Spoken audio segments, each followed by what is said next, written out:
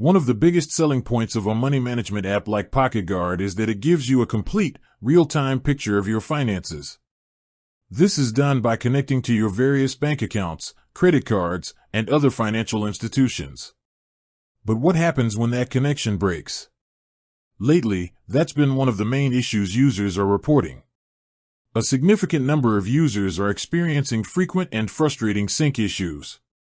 The app is failing to pull in the most recent data from their banks, leading to inaccurate balances and missing transactions. For an app that's supposed to help you budget in real time, this is a major problem. It essentially renders the In My Pocket feature, the one that shows you what's actually available to spend, unreliable. The problem seems to stem from PocketGuard's reliance on third-party data aggregation providers like Plaid. When these connections fail, the app can't update.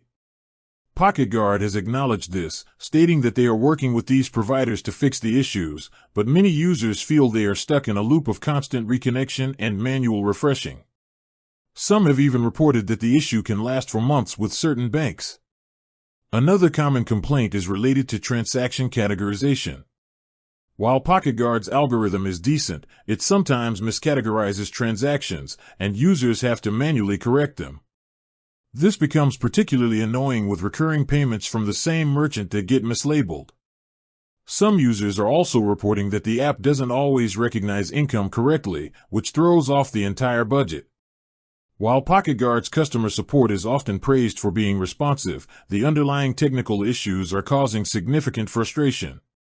An app that is designed to reduce financial stress is, for some, doing the exact opposite.